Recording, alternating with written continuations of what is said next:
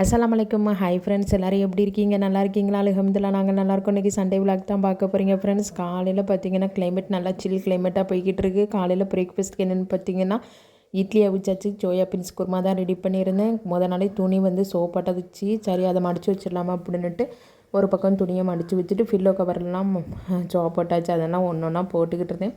அதுக்கப்புறம் துணியை மடித்து வச்சிடலாமா அப்படின்னுட்டு ஒரு பக்கம் துணியை மடிச்சுட்டு அப்படியே கபோர்டில் எடுத்து வச்சிட வேண்டியதான். அதுக்கப்புறம் பார்த்திங்கன்னா மத்தியானம் லஞ்சு செய்ய அப்படியே கிச்சனுக்கு போயாச்சு. இன்றைக்கி வந்து சிக்கன் வாங்கியாச்சு. காலையில் சிக்கன் வாங்கி அதையும் கழுவி வச்சுட்டேன்.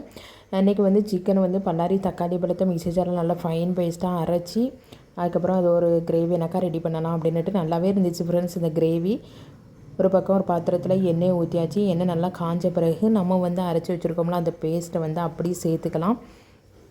சேர்த்து நல்லா மிக்ஸ் பண்ணி விட்டுக்கலாம். நல்லா எண்ணெய் பிரிஞ்சு வரட்டும். நல்லா அந்த ராஸ்மெல்லாம் போன பிறகு எண்ணெய் பிரிஞ்சு வந்த பிறகு அடுத்தடுத்த மசாலா நம்ம சேர்த்துக்கலாம். சைட் பை சைடு வந்து புளி தண்ணி வந்து புளியை ஊறப்பட்டாச்சு. இன்றைக்கி ரசம் சோறு அதோட சிக்கன் கிரேவி தான் ரெடி பண்ண போகிறேன். ரொம்பவே நல்லா இருந்துச்சு ஃப்ரெண்ட்ஸ் சிக்கன் கிரேவி. அதுக்கப்புறம் நல்லா எண்ணெய்லாம் பிரிஞ்சு வந்த பிறகு நம்ம இஞ்சி வெள்ளப்பூடு பேஸ்ட்டு அதோட சேர்த்துக்கலாம். 1 டீஸ்பூன் இஞ்சி வெள்ளப்பூடு பேஸ்ட்டு அதோட சேர்த்து நல்லா மிக்ஸ் பண்ணிக்கலாம். மிக்ஸ் பண்ண பிறகு கொஞ்சோண்டு மஞ்சள் தூள் சேர்த்துக்கலாம். நான் வந்து மஞ்சள் தூள் சேர்க்கலை, ஏன்னா மஞ்சள் பொடி போட்டு தானே சிக்கனை கழுவிருக்கு அப்படின்ட்டு மஞ்சள் தூள் சேர்க்கலை.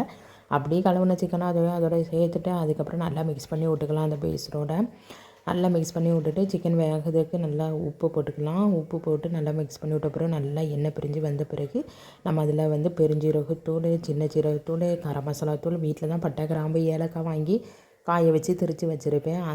அதுலேயும் ஒரு 1/2 டீஸ்பூன் அந்த பொடியை அதில் சேர்த்துட்டு கொஞ்சோண்டு தண்ணி சேர்த்து மூடி வச்சுட்டோம்னா இனிமேல் சிக்கன் தான் வெந்து வரணும். சிக்கனில் ஏற்கனவே தண்ணி விடும், அதனால் ரொம்ப தண்ணி ஊற்ற வேண்டாம். இந்த உப்பு உரப்பு காரத்துலேயே நல்லா வெந்து வந்துச்சு, சூப்பராக இருக்கும்.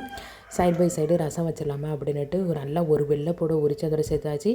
பிள்ளைங்க வந்து வெள்ளைப்பூடு சாப்பிட மாட்டாங்க, ஆனால் ரசத்தில் சேர்த்தோம்னா ரொம்ப நல்லது.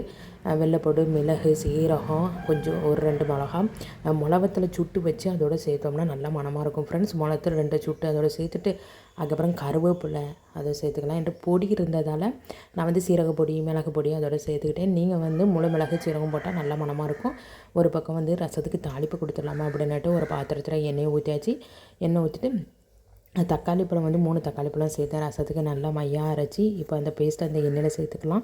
இந்த மாதிரி ரசம் வச்சோம்னா ரொம்பவே நல்லாயிருக்கும் ஃப்ரெண்ட்ஸ். அந்த ராஸ்மெல் போகிற அளவுக்கு நல்லா வதக்கிட்டு நம்ம இதோட கொஞ்சம் காயத்தூள் சேர்த்துக்கலாம். நான் முதலே காயம்லாம் போட்டு அரைச்சிருவேன்.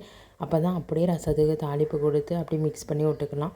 ஏன்னா ரசத்துக்கு வந்து நான் அரைக்கும் போதே எல்லா மசாலாவுமே நான் வந்து மிக்ஸி ஜார்லேயே சேர்த்துக்கிடுவேன். சைட் பை சைடு வந்து சிக்கன் ரோஸ்ட்டும் சூப்பராக ரெடி ஆகிக்கிட்டு இருக்குது. இந்த மாதிரி ராஸ்மெல் போன பிறகு புளி தண்ணியை வந்து நம்ம ரசத்தில் சேர்த்துட்டோம்னா சூப்பரான ரசம் ரெடி ஆயிரும். இப்போ என்ன கொஞ்சோண்டு உப்பையும் ரசத்துக்கு தேவையான உப்பையும் சேர்த்துட்டு கொஞ்சம் சூடு வந்தோட நம்ம ஆஃப் பண்ணிக்கலாம். ஏற்கனவே சில் கிளைமேட்டாக இருக்கா, அதனால் வந்து இன்றைக்கி ரசம் வச்சாச்சு ஃப்ரெண்ட்ஸ். ஒரு பக்கம் ரசம், ரோஸ்ட்டு, சோறு எல்லாமே ரெடி ஆகிட்டு பிள்ளைங்க கேனை கழுவிடலாமா அப்படின்னுட்டு சைட் பை சைடு பாத்திரம் கழுவும்போது பிள்ளைங்க கேனையும் கழுவ ஸ்டார்ட் பண்ணிவிட்டேன். கொஞ்சோண்டு உப்பு இருக்குல்ல, கல் உப்பு அதோட சேர்த்துட்டு ஃபேரையும் சேர்த்து நல்லா கொடுக்கணும்னா, ஏன்னா கையை விட்டு நம்ம வந்து கேனில் வந்து கழுவ முடியாது. அதனால் அடிப்பாகத்தில் உள்ள அழுக்கு எல்லாமே அந்த உப்பு வந்து நல்லா ஸ்க்ரப் பண்ணக்கா நம்மளுக்கு உதவும். அதனால் நல்லா நல்லா கழுவி நான் வந்து ஞாயிற்றுக்கிழமை எடுத்து கவுத்தி போட்டுருவேன். அப்போ தான் திங்கக்கிழமை பிள்ளைங்களுக்கு தண்ணி அடைச்சி கொடுத்துக்கலாம். சைட் பை சைடு அந்த வேலையுமே ரெடி பண்ணி வச்சாச்சு. கேனெல்லாம் கழுவி வச்சிட்டேன். அதுக்கப்புறம் சூடாக சோறு வச்சு ரசம் ஊற்றி நான் வச்ச சிக்கன் ரோஸ்ட் ரொம்பவே நல்லா இருந்துச்சு ஃப்ரெண்ட்ஸ். நீங்கள் ட்ரை பண்ணி பாருங்கள், நல்லாயிருக்கும். நல்லா எண்ணெய் பிரிஞ்சு நல்லா கலரும் தலபுலன்னு ரெடியாக இருந்துச்சு.